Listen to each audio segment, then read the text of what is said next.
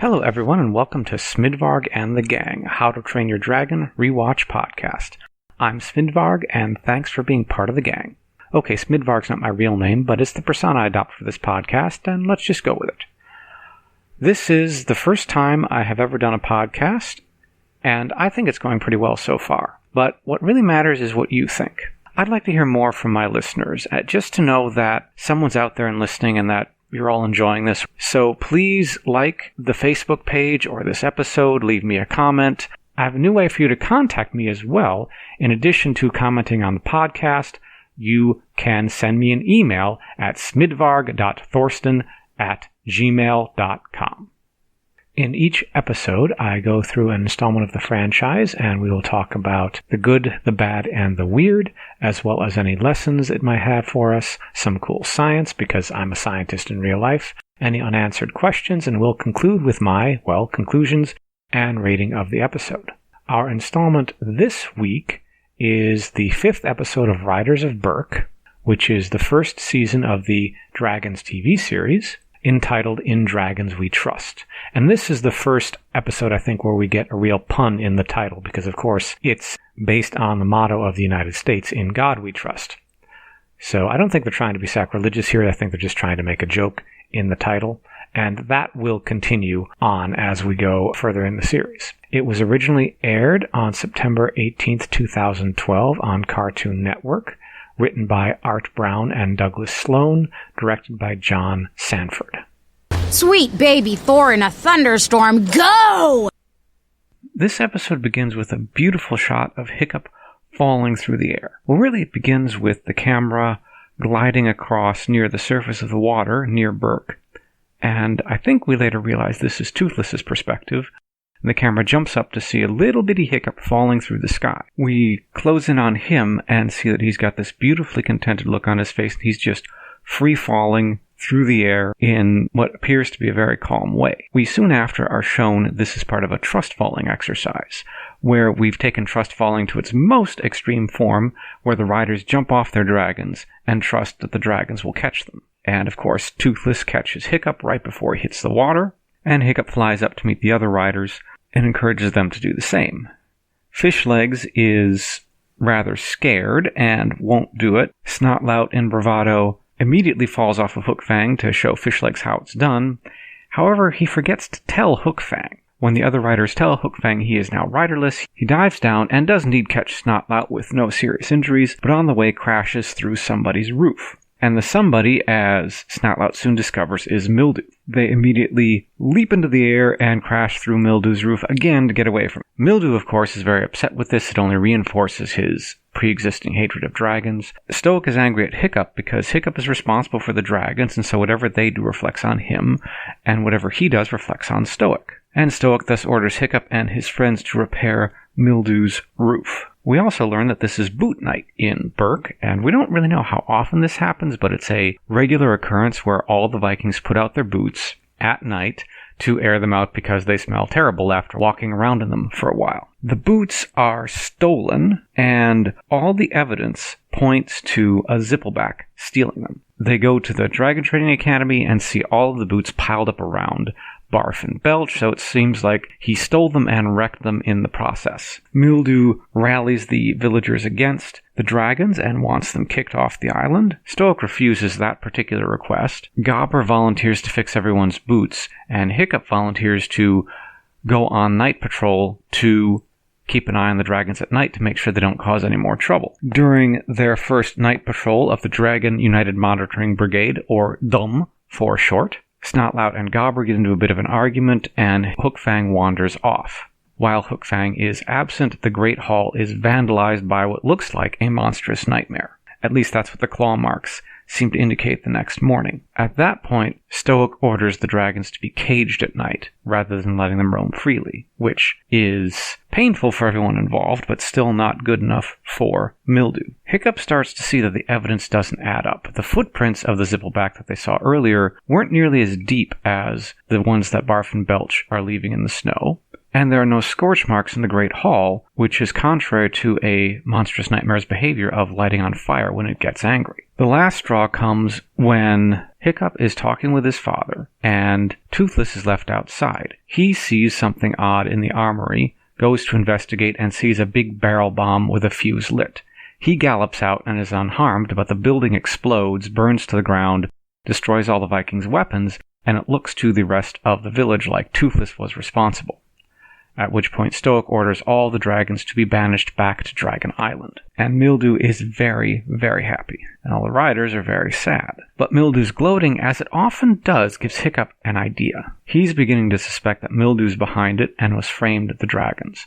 After the riders leave the dragons behind on the island, which is a very sad scene, Hiccup basically tells Astrid Mildew's responsible for all of it and I'm going to prove it. He does this by fixing Mildew's roof as promised, but while Mildew isn't there, he sneaks into his house and rummages around, finds fake zippleback feet and other paraphernalia that Mildew obviously used to fake the dragon vandalism and other attacks.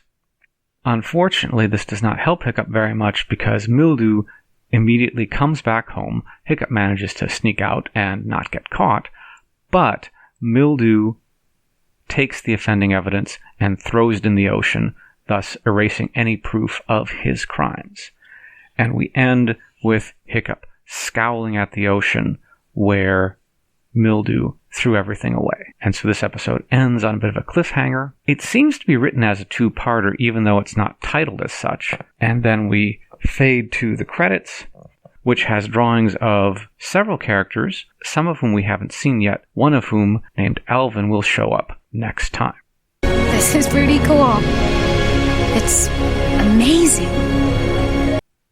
This episode has a very straightforward plot, and there's a lot of good in it. And I'll start with the thoughts of my fellow dragon fans at Omershada Pictures in their YouTube review of this episode. They consider this and the next episode a two-parter, which I agree with, and because of that, they review them both in one YouTube video. I am just going to stick with one episode at a time, even when we're looking at two-parters or possibly three-parters, because if I were to try to review both at once, this episode of my podcast would be 2 hours long, and I suspect I am trying your patience already. Anyway, what Omershada find good in this episode are this opening scene with Hiccup falling, and it is beautifully shot. It is just, the look on his face is so peaceful. The wind is flapping his clothes. He's plummeting toward the ocean, and what would normally be a situation of impending death is actually just a beautiful thing for him. It's probably much like skydiving, except instead of a parachute, you have a living, breathing 3-ton dragon to catch you, which does sound pretty amazing and is really beautiful. And they compare it to the Tom Petty song Free Fallin', which I hadn't thought of but really would be perfect there. We all enjoy the next part where Snotlout falls off of Hookfang without telling Hookfang, and as Snotlout is plummeting and realizes Hookfang isn't coming after him, he says, "Not feeling the trust," which is a really hilarious moment. And Hookfang, they notice, I didn't notice this, but they notice Hookfang looks pretty happy without Snotlout on him, but as soon as Hookfang sees what's going on, he immediately dives to the rescue in a destructive but effective way. They really enjoy, and so do I, the Dragons United Monitoring Brigade, which is a name that makes sense, but of course it's kind of a forced acronym to be dumb. Gobber's reaction a couple of times is, "That suits you," specifically to Snotlout. They all wear these sashes that say dumb on it. And actually, and I really appreciate this, dumb is not written in English. It's written in the runes that have been created for the How to Train Your Dragon universe. I think Cressida Cowell originally made them for the books, and they carried them over into the series. It's a simple substitution cipher where each letter in English translates into one of these runes. So it looks like a different language, but it really is just substitution cipher of English. Anyway, the letters are D-U-M-B, dumb, and they get a surprising amount of mileage out of what is that very simple joke, and I really appreciate it. So other things I thought were really good in this episode were the opening narration. Every episode so far has had an opening narration from Hiccup in the same way that the movie did. This time he opens up with, "When you fly through life, it's important to know who you can trust and who you can't." And indeed, trust is a really important theme of this episode. I think it's done very well because, of course, they don't trust Mildew. He doesn't trust the dragons, but they all trust their dragons a great deal. And, of course, Stoic and some of the other villagers think that perhaps that trust is misplaced, that their bond with these dragons is blinding them to the truth. Now, that doesn't turn out to be the case. However, it really does reinforce the name of the episode, In Dragons We Trust, because they do trust these dragons. And they are probably closer to these dragons than anyone else in the world. Hiccup overall is right that it really is important in life to know who you can trust and who you can't. The joke where Fishlegs refuses to fall off a meat lug, he says, "I prefer to do my trusting on the ground. Thank you very much." Now, he, of course, is very close with Meatlug and probably would trust her to catch him. He just is scared of falling, and that does make sense and fits with the character they've developed for Fishlegs so far. It's a very funny moment. Snotlout's bravado in immediately trying to show up Fishlegs, doing it so quick and so rashly he forgets to tell Hookfang, really fits with his character too, and it's also really funny. When Snotlout recovers from his fall and looks around to see where he is, he sees axes and weapons everywhere, and then he looks up into Mildew's face. And it's a great reintroduction to this character, and reminds us who Mildew is and how much he is detested and even feared by the riders. So much so that a several thousand-pound dragon immediately leaps through and crashes through the roof again, and it's very well done. And this episode overall, as I think I'll talk about a little bit later, really establishes Mildew as a much more menacing and substantial villain than he had been so far. Until now, he's been an annoyance. He's been a threat, but he's never really been able to achieve much of anything other than annoying the riders. Now he's doing something significantly more evil than he has, which is outright framing the dragons. And as Stoic will talk about in the next episode, committing treason, all for his own personal gain. And this is the first time he's really been effective. He gets the dragons kicked off of Berk. Hiccup's jokes and humor are pretty spot on. When his father presents to him a piece of Mildew's roof as proof that, in fact, he's heard about this and Mildew's angry, Hiccup responds, "Shingle, didn't we have roofing material last night?" As if they're having it for dinner, which is just, especially in context, it just fits Hiccup so perfectly, is done really well. Bucket is in this episode. He only gets a few lines, but one of them is when they discover in the morning that all their boots have been stolen. He says, "That explains why my feet are so cold." And yeah, that's great. Fits him very well. Fishlegs has this running gag through the episode where every time the dragons are accused of doing something, he reinforces Mildew's accusations by pointing out how the evidence points to a particular dragon. He talks about the zippleback footprints, the monstrous nightmare claw marks, and he doesn't seem to realize how much he's annoying Hiccup and how much he's hurting the dragon's cause. I think this makes sense. He's not a very worldly wise character just yet, and he enjoys dragon knowledge, and he wants to disseminate it and use it as much as he can, and he really enjoys understanding these dragons, who they are, and how they behave. He is just this font of knowledge. He enjoys being that, but he doesn't realize how much he's hurting them, and that is both humorous and fits his character.